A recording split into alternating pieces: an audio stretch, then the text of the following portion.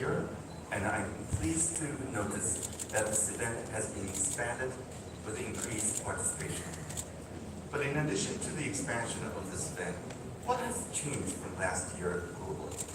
I would like to share with you 4 major developments. The first is that the climate change issue is becoming more urgent. This summer, many countries are experiencing their hottest summer in their histories.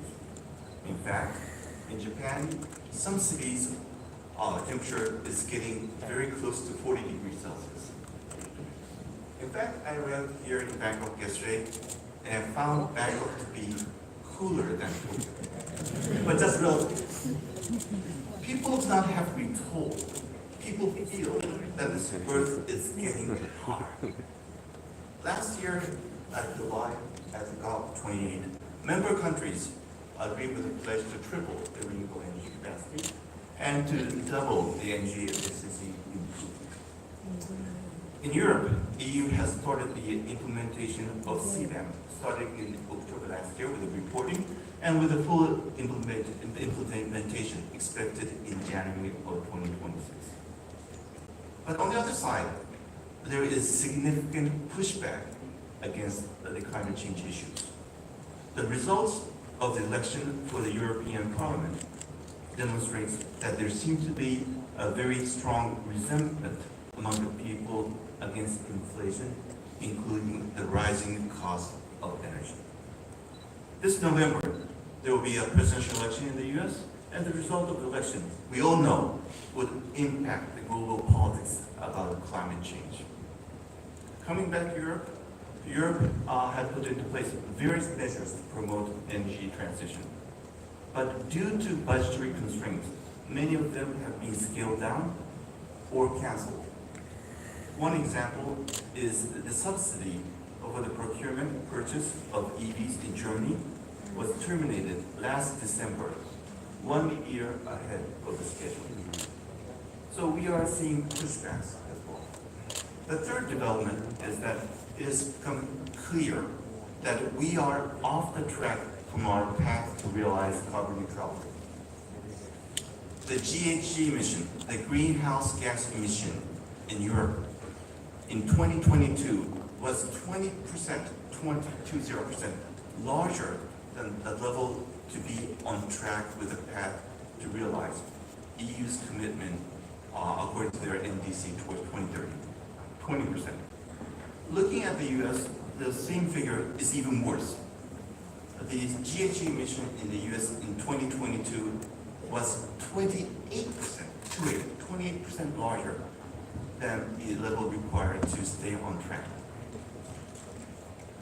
So we talk about ambitions, setting ambitious goals, but unfortunately, the words and the results, there is a substantial gap. The fourth development is that it has become clear as a consensus that the demand for power will be growing even among the advanced economies. For the past 2 decades, the demand for power among advanced economies, including Japan, was basically flat or declining. But with the expansion of AI, including generative AI, that the demand for power by data centers is now exploding. And the electrification, the shift to EVs, and the shift from a blast furnace to electric arc furnace in steel production, for example, are resulting in a substantial increase in the demand for power even among advanced economies. And the nature of demand, especially the data centers, require 24/7 stable supply of power. So these are there are more, but 4 major developments since last year. So what should be the Asian response or actions to deal with these 4 major developments? The first is that we need to accelerate the deployment of renewable energies in Asia. But there are many challenges. One challenge is that Asia has a relatively weak grid network. We know that there are many blueprints to construct long-distance transmission lines. But it is about time to turn those blueprints into reality. The second point is that Asia would have to have and expand its supply of power and energy to meet the growing demand.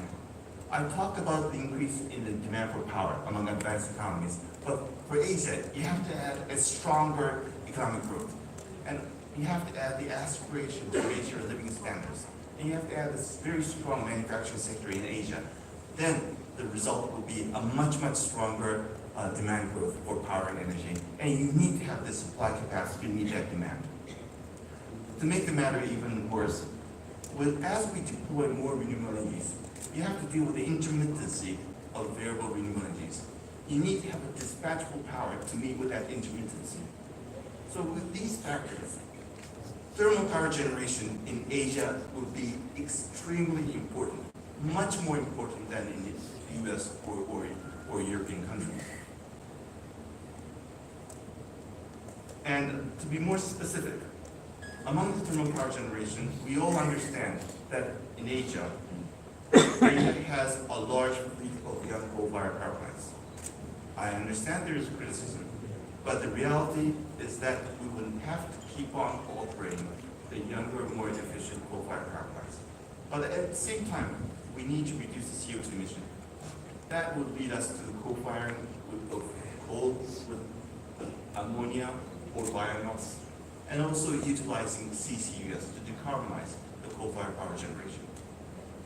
Asia would have to expand the capacity for gas-fired power plants to meet the demand and to provide the necessary dispatchable power. But over the midterm and long term, we will have to decarbonize the gas-fired power plants as well. That's where there should be co-firing with hydrogen, with gas, and eventually leading to 100% burning of hydrogen. And we can also have CCUS to help decarbonize the gas-fired power plants. The third point is that Asia would require zero-emission and base-load power generation.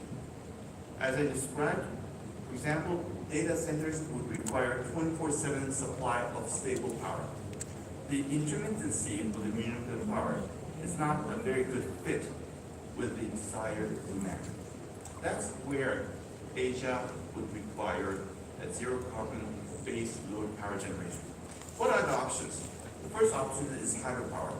Asia has a huge potential for hydropower. There is much more to be realized.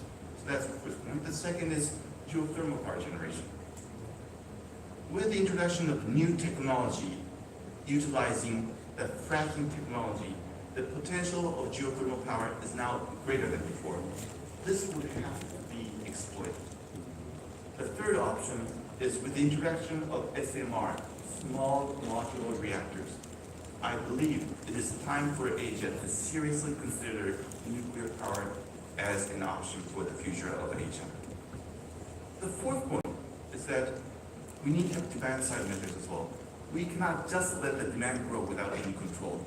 We have to be more efficient in energy conservation, energy consumption. And Asia has so much room left to improve its own energy efficiency.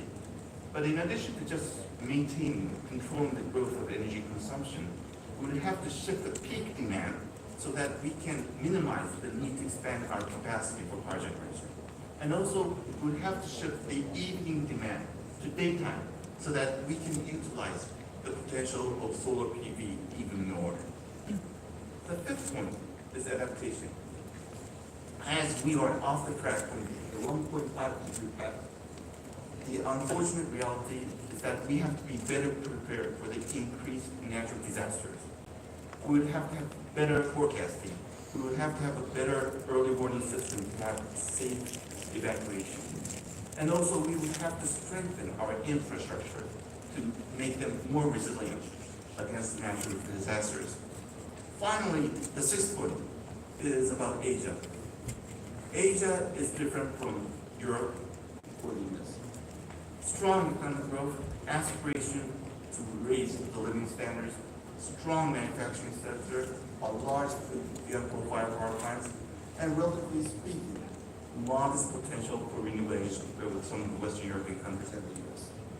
With these differences between Asia and the US and Europe, Asia would require an Asian solution to deal with the energy trilemma. I have stressed the importance of thermal power for Asia. I have stressed the demand side measures.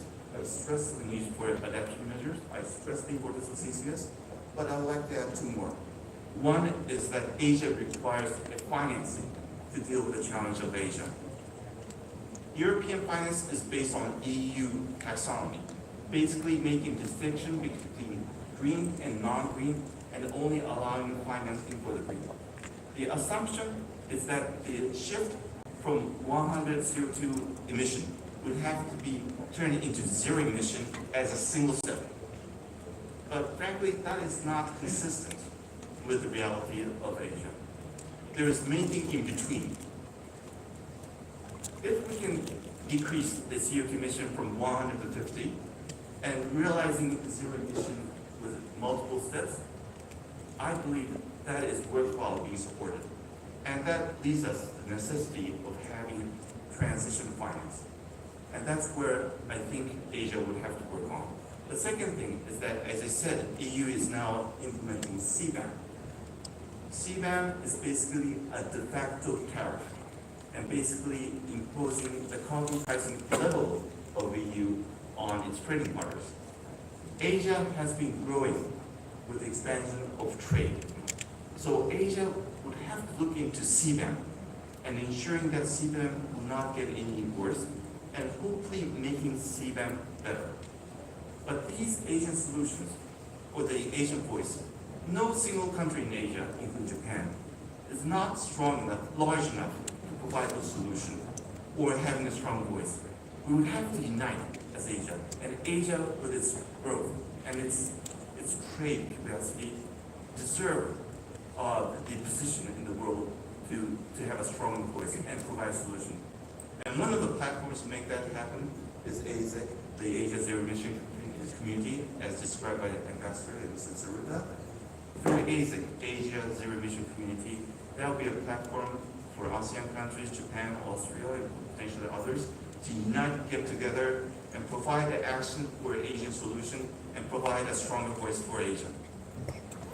In the three-day discussion here, I would hope that we will have a better and deeper understanding about the solution for Asia and turn the ideas into actions and strengthen the Asian voice so that we can speak out to the world.